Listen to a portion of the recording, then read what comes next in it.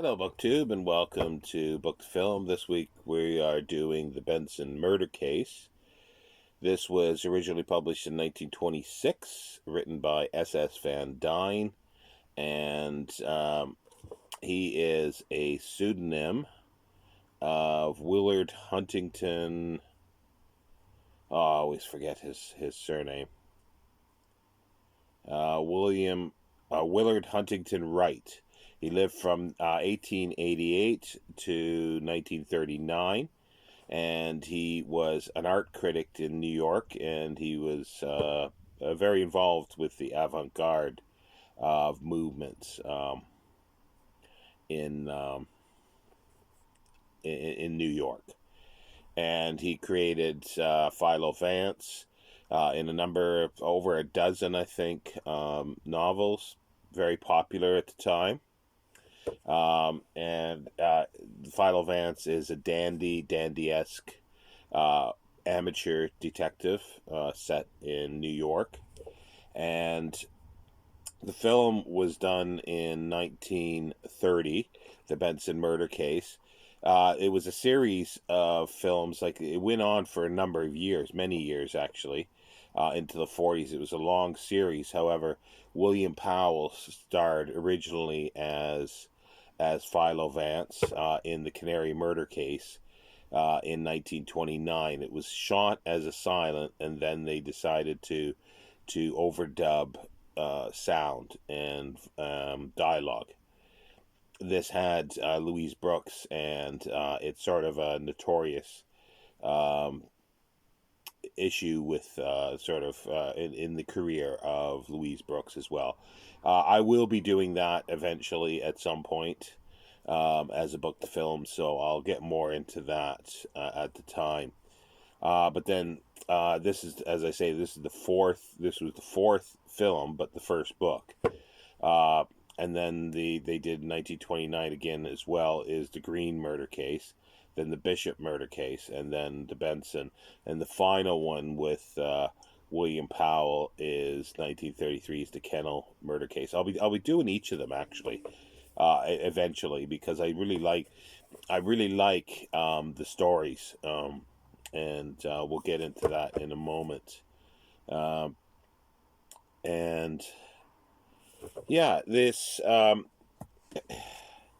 like I say, it's set at the time. It's contemporary, and it's a bit of a convoluted, but it's quite well constructed story. And I like at the beginning, because it's a while since a couple weeks since I read this, so I'm going to use the characters in the book section that's in here, which is quite helpful.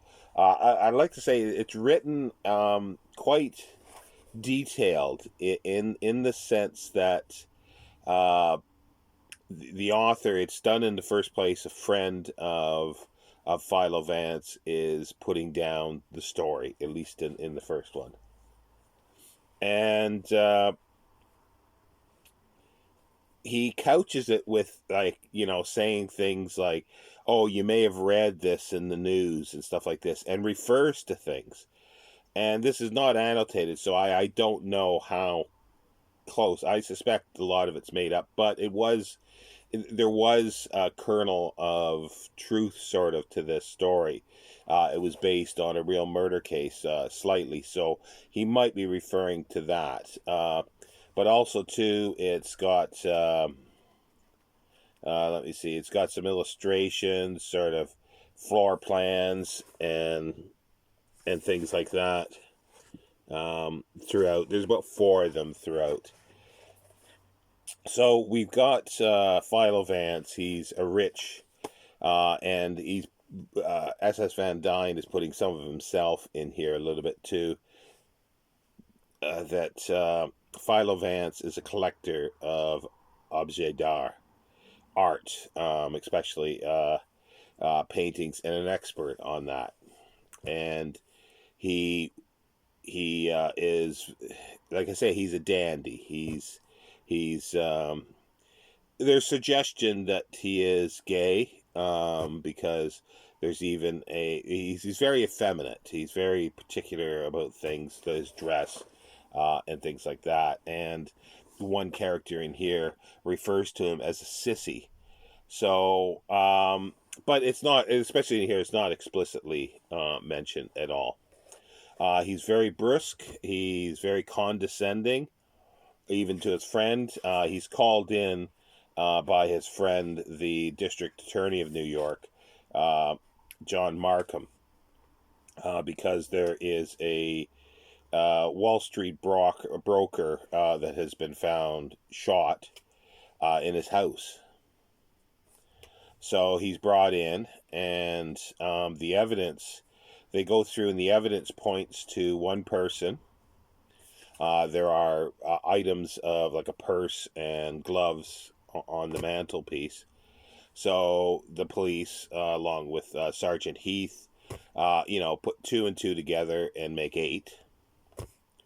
Philo Vance works on the psychology of the person, and and he throws sort of evidence out because he thinks that evidence can be misleading. However, he does know, and the whole process of the story is he knows who did the murder right from the beginning. See, because this is a murder mystery, I'm not gonna. It's the one thing that I try not to spoil. I'll give sort of the outline of things as much as possible. So he knew who committed this, but he had to walk the district attorney and the police through this, and sort of break down their evidence and then build up his evidence, as the time goes on, and we get 280 pages, almost 275 pages of this, him doing this until he makes an ironclad case for the murder. And the other characters are, like I say, this Alvin Benson, who is murdered. He's a broker, and he's got a brother, Arthur Benson, who is a friend as well of the district attorney, and asked the district attorney to look into this personally, where the district attorney normally doesn't. So he does look into it personally, and their major suspect is a singer, a nightclub singer, Muriel St. Clair, whose purse and gloves are there. And then there's all sorts of other things. There's some jewels that have disappeared from Alvin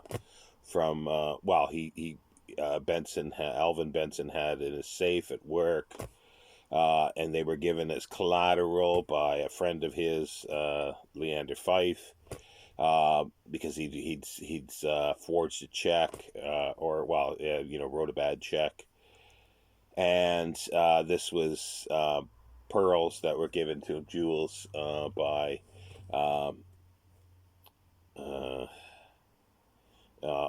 his friend, to sort of help him out, and he's got to give back $1,000 or $10,000.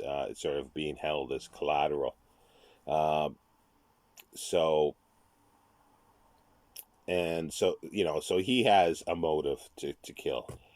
And so does Muriel St. Clair, because he's been after her a long time, but she's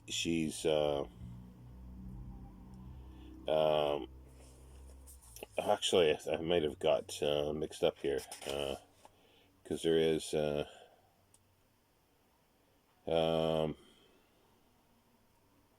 no, I think that's right. Yeah, but there's because she wants to marry somebody else, but he's been pestering her. So there's many that have motives to kill this guy. It comes out that he wasn't sort of the nicest a person, and then they find out there's financial problems with the firm that he was at. His brother, Major Anthony Benson, is bankrupt pretty well, and he needs money. So there's all this milieu that's going on, and evidence, and there's so many that have motives, but it's fun to watch Philo Vance sort of break down these things, even though they think that it's ironclad, like Sergeant Heath of the police is convinced that somebody, and so does the district attorney. But when he does reveal who the person is, it's sort of a surprise to everybody else. It was sort of like, I guessed it at the beginning, but I guessed it, like I really didn't have full evidence on it until I sort of read a bit. I read about half of it or whatever, and then all of a sudden the evidence sort of comes up, and I go, okay, that's why. But then everybody else, had good reasons too, to kill the guy. But yeah, I really enjoyed it, and as I say, it's quite detailed because he goes into the psychology, but he also goes into, like stuff that was in the papers, and there's very detailed, uh, descriptions of things. There's one thing that I was wondering when I first read it, and I go, can you actually do this? See, the person that was shot in the forehead, sitting down, holding a book as if he was reading, and it went through his head, went through the back of the chair, and then it got lodged. The bullet got lodged in the baseboard, on the wall behind him.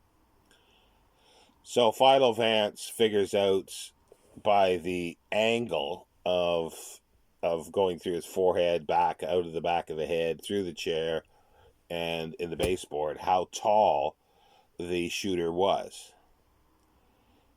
And I questioned that, but apparently I was right to question it, because I did read something. I think it was either Dashiell Hammett or Raymond Chandler who pulled him up on this, saying it can't be done, and so the character and the writer had fans and deterrents on both ends of the spectrum there, because a lot of people thought that he was insufferable. The character Philo Vance was insufferable. He was rude, condescending, and he is, like, he does spout this stuff out without thought, basically, or without considering what it would mean to the person who's hearing it. And but they were still, like I say, there was about a dozen novels written between 26 and 1939 to the time he died. About a dozen novels. And so we come to films, and as I say, even though this is the first Philo Vance book, oh, the other thing I want to say, yeah, it's just like, you really get a feel of 1920s in here for some reason.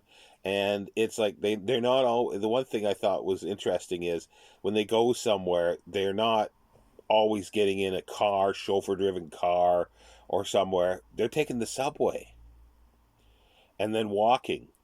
And I found that very interesting. And as I say, it's very 20ish, and that's one reason why I like it. But as I say, it's detailed, and you get to go through, and it's questionable, but the thing is, it is sort of done on a psychological basis, because he builds up a psychological profile of the murder.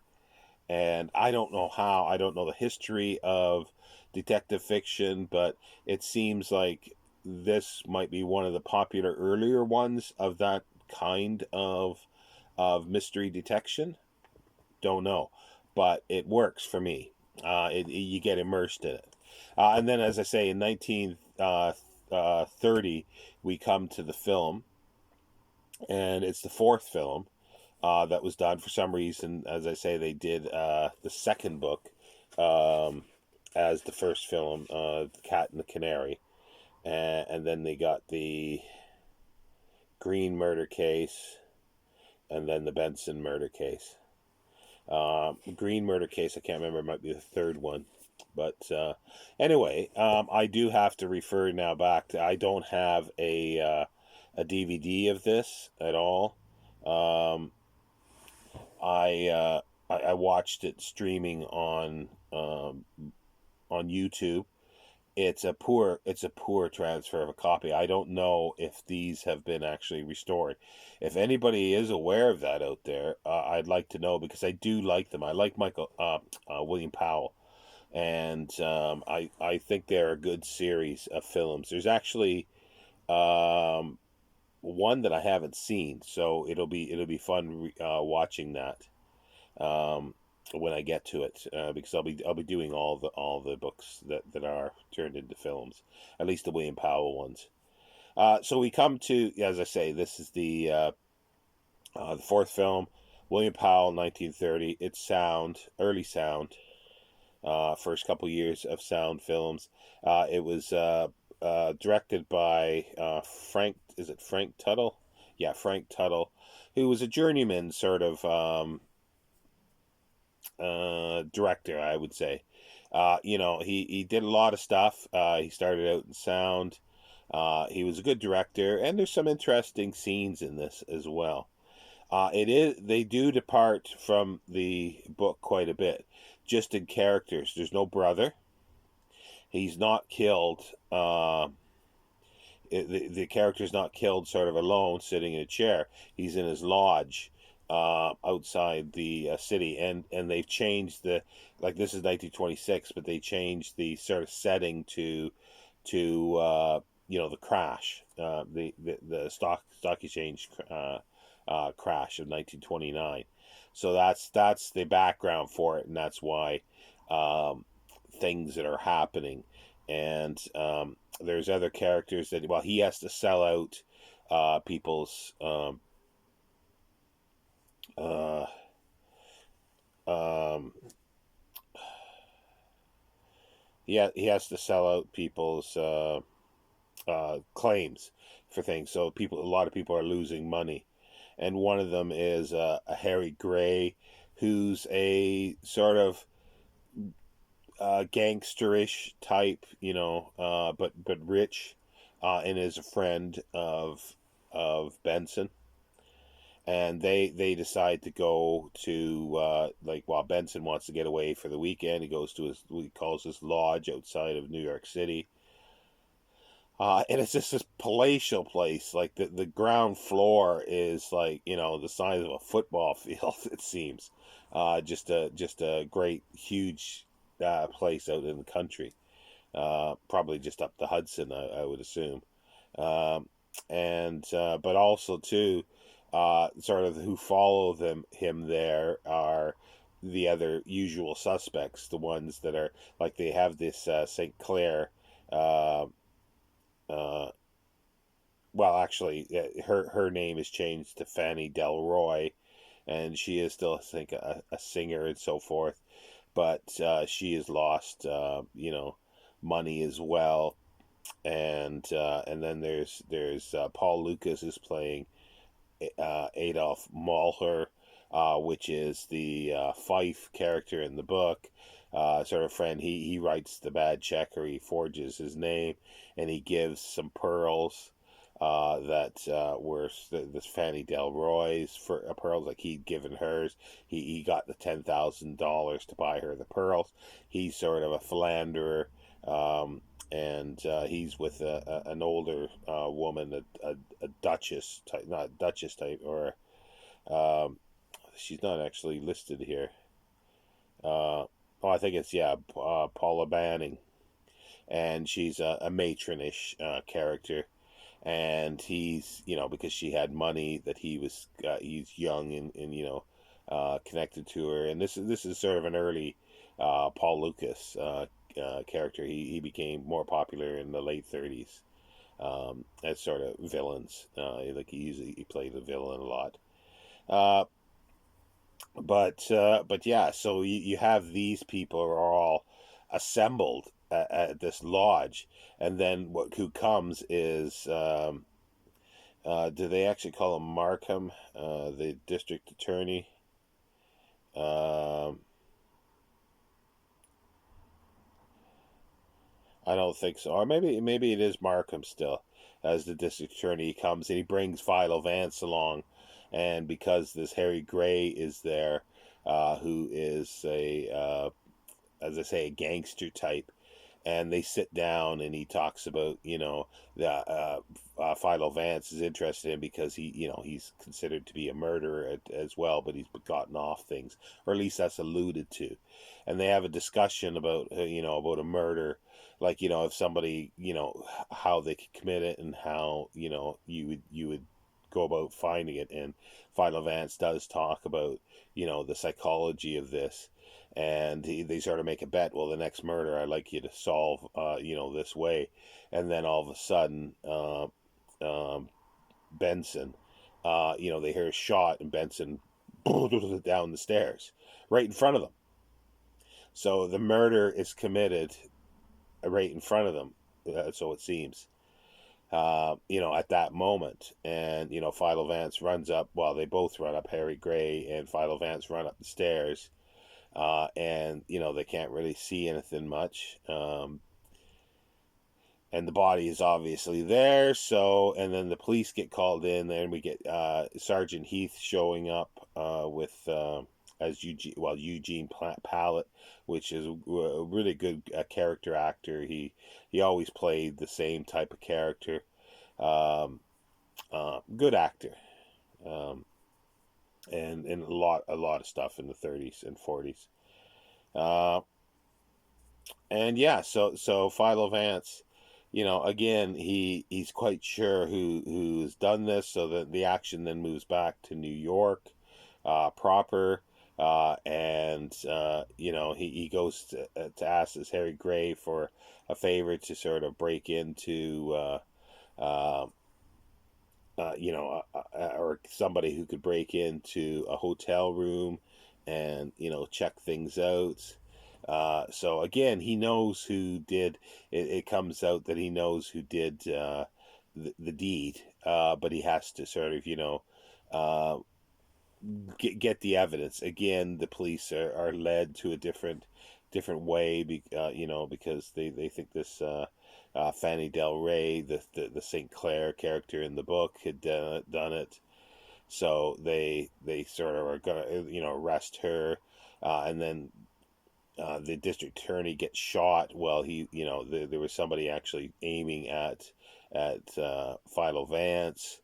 Uh, and then they assemble all the suspects, back in the lodge, and Philo Vance does the reveal at the end of who did it and how they did it. Another actor that's in there is an uncredited Misha Auer, who shows up in later stuff too. He always plays sort of a foreign character, and usually a comical character that's a freeloader, basically. That's sort of some of his biggest roles.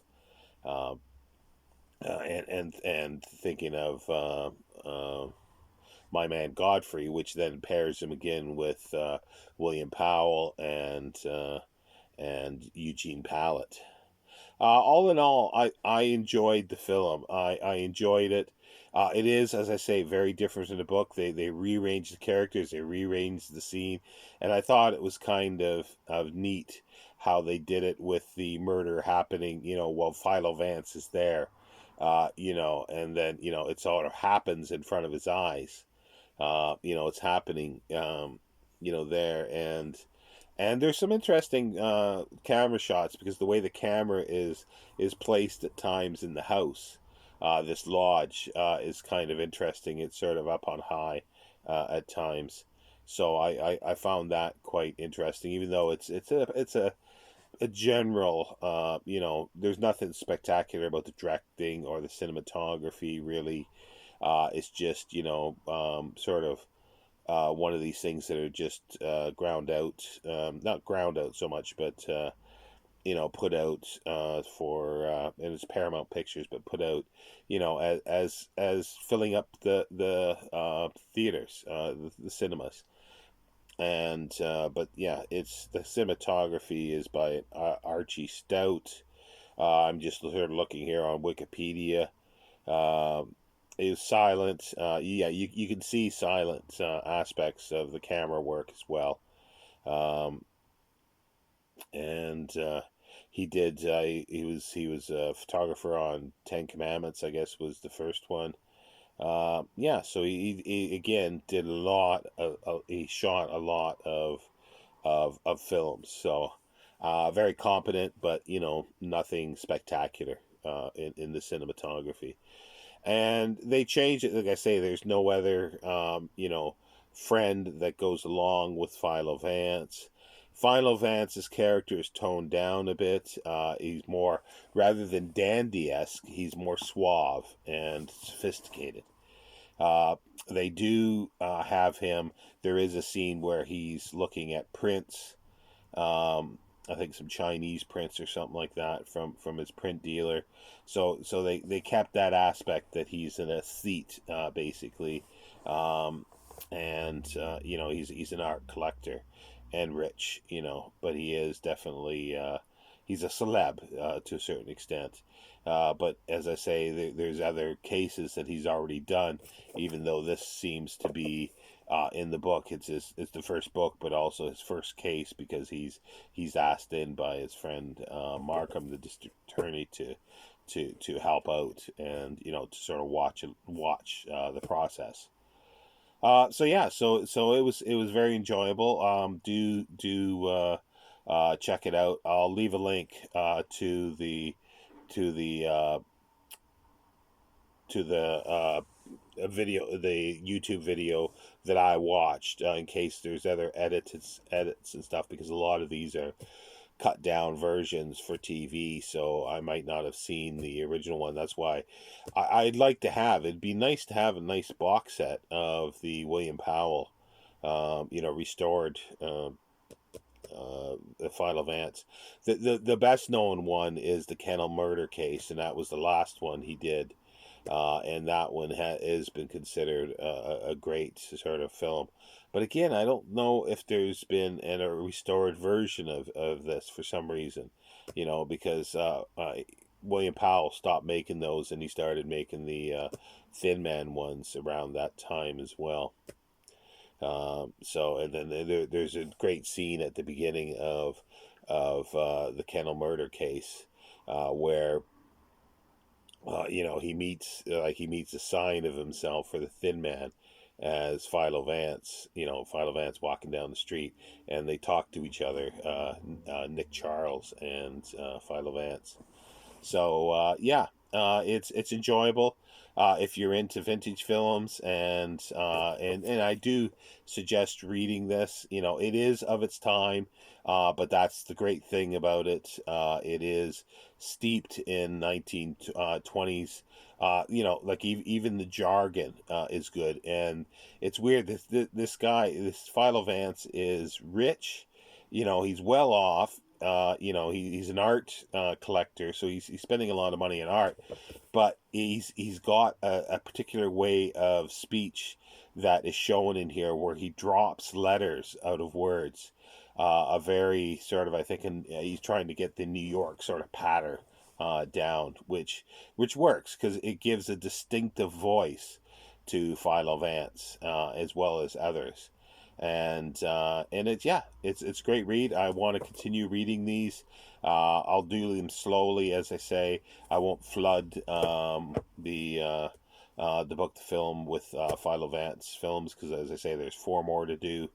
I probably could do the whole series of books, because there are lots of thought. But anyway, we'll see, because I'll be reading the books, and if there are films, I think even Paul Lucas, who plays sort of a sort of playboy type, a character in here, winds up being Philo Vance, I think, at some point. And I believe there's foreign language versions of French versions of it. So it was a very, very popular character, and I definitely want to revisit with Philo Vance. Take care, BookTube.